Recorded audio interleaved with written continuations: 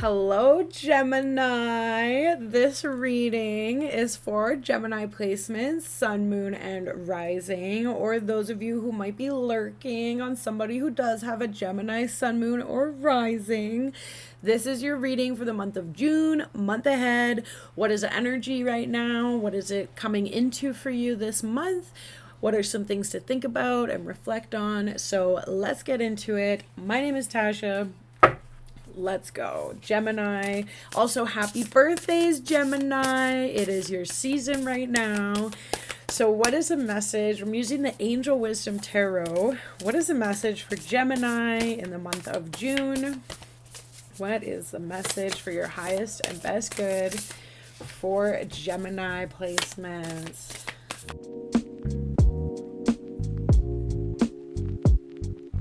Through here for you guys. Okay, so starting off, we've got the Three of Fire, Three of Wands, planning for the long term, abundance from past choices, pride in the success of your labors, and being patient as you decide what's next. So you guys are starting to reap some of the rewards from things that you've done already, which is great, feels good, gives you pride, and you're feeling the passion for what you're working towards. Because when you start getting those things coming through from what you've already been working on, I feel like it helps keep that fire burning. You know, when you're working towards your goals, you got to have that fire burning. We've got strength, okay? So I love this card. This card also really brings through a lot of Leo energy and fire energy. Personal power and assertiveness portrayed with kindness, compassion that brings about forgiveness, realizing that you're stronger than you knew, okay? And I also really feel this for Gemini too, because this card, like the Strength card, especially in the traditional tarot, it shows the lion being tamed by the woman, and she's not taming the lion with ferocity, but rather with compassion and being confident in herself too. So being calm even when things are ferocious and like intense around you, really drawing on that internal strength that has gotten you through everything to where you are now. Because you guys are so strong, especially strong-minded. Geminis have a very intelligent mind and way of looking at the world. That personal power and assertiveness portrayed with kindness, that's not an easy thing to do. Being able to be assertive without being aggressive. Especially for us women too. A lot of the times when we're assertive, we just get labeled as aggressive. But there's still a tact to it as well. It's all about how you approach things. We've also got the Ten of Wands and the Eight of Wands. Now, this card, it came through when I was shuffling, and it kind of made me laugh just because of the way that she's standing there. She's like, oh man, you know, head in her hands, like for crying out loud. She's got all these wands. It's just too much, right? Like, you guys have been carrying a lot. You're at the end of the cycle with this fire energy, and you know, sometimes you might have to drop some of the wands because maybe you just have too much in your freaking basket. That's the way it goes, right? Like Gemini, you guys are the learners, the lifelong learners. So you can pick up all different things as you're going through, and I want to learn this, and I want to learn that, and your basket's so full, you know, and then you get to a certain point where you're like, I can't carry all of this anymore. So this card does crack me up. Like the traditional one shows like a person coming through a battle, right? And they're just like exhausted. And this woman is also exhausted. You know, she's still got a long ways to go, it looks like. But not all of these things are coming with. That's just kind of the message that I'm really feeling for this. And it says, working too hard or too many hours, the need for balance in life. Let others help you, and health problems due to stress. So that could be a big one too. Just taking on way too much and feeling like you can't accept help from others. That can be part of the hyper independence or the strength, like overdoing it with the strength. You want to be mindful of that and allowing someone else to come and help you carry the rest of the wands if you still need them, like that's okay, you know, because you don't want to lose passion. But also in this month, like especially with it being your season, this is a really great time for you to review your passions and ask yourself honestly, like which ones do you want to actually keep pursuing, and are there some that maybe the fire is not there anymore? And that's okay. Like, just being honest with yourself, especially with this time of like spring energy, like spring cleaning, it might be time to actually just throw some things out or sell them online or do whatever it is that you need to do to clear some energies so that you can make room for the new. That's what the closing of the cycle is all about. And when you're moving into this new cycle, you don't want to bring everything with you, because you need that space so that you have more that you can learn, and you know, more information to come in, and you don't need everything that like got you to here now. Not all of it needs to keep coming with you, right? It's already served its purpose. And we've also got the Eight of Wands, so there's a lot of fire energy here. Too much going on. I don't know why, but this just seems like so Gemini in Gemini season. Too much going on. Stress caused by many positive opportunities. So like, it's good stress, but it's also just like maybe a little overwhelming. There's a fast momentum going here. Unexpected events or rapid changes. Yes, Gemini season, like, let's go. There's things to do. There's things happening. People, we've come out of the deep dark of winter. We've rubbed our eyes, you know, we've gotten through that, and now it's time to start going. And that's the thing, is that everybody else is going at the same time too, and that can be a little bit overwhelming. But if anybody knows how to handle this energy best, it's you guys. So the ability to multitask, and also the potential for business travel. So keeping your options open, being able to, you know, understand which opportunities are good to follow and be able to move around with, and understand which opportunities might not actually give you what you want. And being able to have that discernment because of your knowledge and because of the experience that you've gained thus far will help you to manage, you know, what is actually worth you focusing your energy and your time on, and what isn't, you know. And I think that kind of goes well with the Ten of Wands too. Like, there's going to be more things coming in. That's why some of these things in the basket have to go. And, you know, that's okay. As an air sign, you're detached, right? Like, there's things we can be detached from. Like, there's more things to learn and go and do. So that means that you're going to be in a cycle of letting go often, potentially even more than some of the other signs, because you have the ability of air to keep moving you. So, first air sign card that has come through is the Two of Swords. Okay, so I really feel this for you guys too right now, because the Two of Swords can represent being unwilling to make a decision, following your heart rather than trying to make others happy, pretending there is no problem, or overanalyzing a situation. And like, this card is making me think of like the two faces of the Gemini, right? Like, there's the one side and there's the other side. And if you've got both sides and they're both equally as, you know, determined, then you become in a stalemate, and there's no going one way or the other. And this Two of Swords card does represent a stalemate by inability to make a decision. And we get too much in the head sometimes. That's honestly more of like a Libra trait, is to be indecisive, but it can happen to anybody, right? So eventually, and sometimes it can also feel like a lose-lose, unfortunately. Sometimes we get put in these situations where you have to make a decision, and it feels like no matter what decision you make, it's not what you wanted. But the only way to move forward is to make a decision. So whenever this card comes up, I usually see it as a call to action. There is a decision that needs to be made. Perhaps there is still a little bit more research or weighing of the sides that needs to be done. And one thing you can do as well is check in with your pendulum, flip a coin. You know what they say, when you flip a coin, when it's in the air, you know your answer, right? And if you don't, I mean, you got to flip it again, because usually you'll have an inclination towards one side or the other, even if it's a small, minuscule, because usually inside your heart, you will know what the right choice is, right? And people-pleasing and overgiving is not going to get you towards your goal, right? It might temporarily make things easier, but it will make it harder on you because you're not being true to yourself. So as difficult as it may be, you got to be that bitch, you know, and you are that bitch. So I believe in you, and I mean that with the best kindness possible. You guys also have the World. Okay, and the Four of Cups and the High Priestess.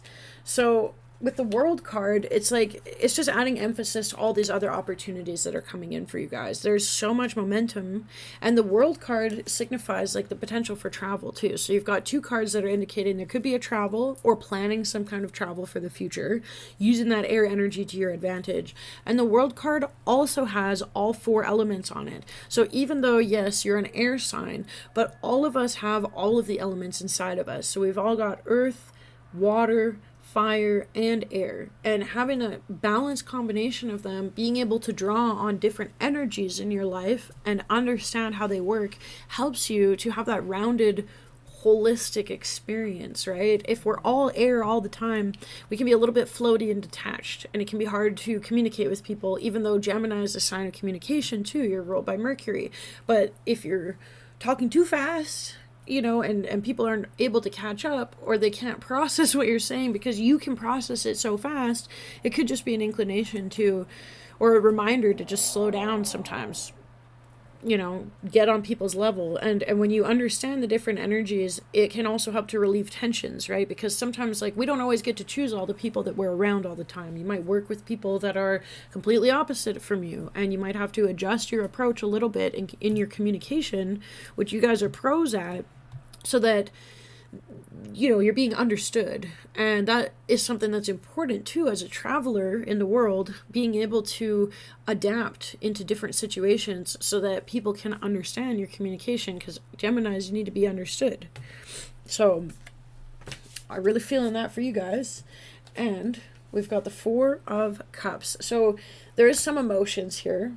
It's been mostly passion and air, but we've also got the water element coming through. So the Four of Cups, failing to recognize a magical opportunity, missing the point, the distractions of daily life, discontentment or boredom, being lost in your own world, and to wake up. Okay, so we've got the cups there, the guy's looking kind of sad, he's going to focus or not. And then there's the angel just kind of like peeking out from behind the tree, like, look, there's this other cup here, and we can be so focused on the things, the empty cups, or the spilled things, the regrets, or even just like the distractions. Like it says, the distractions of daily life, like your phone, in an unhealthy way, which it's designed to be. So trying to interact with things in a healthy way, which is counter-cultural, right?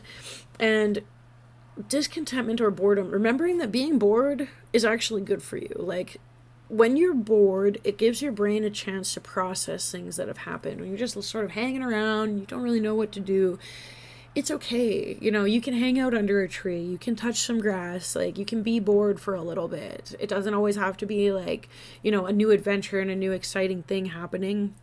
So I think there's just another call for balance there too. And, giving yourself space to be bored can also give you space to process some emotions, because if we're always like go, go, go, go, go, trying to fill up with new information and making new things happen, learning more, wanting to communicate more, then you're not giving yourself the space to just like take a deep breath and like process some of the last things that you just did, so then you can reassess what's working and what's not, to move on to the next, and not lamenting too over. And I don't feel like Geminis tend to lament a whole lot as air signs. As a fellow air sign, I know that we're not always like that, but everybody gets in their feels now and then, and that's okay too, right? You gotta let it out when it comes. And we're closing this tarot reading with the High Priestess. So I really like this for you guys, actually, because the High Priestess is the knowledge. So, it couldn't be more perfect.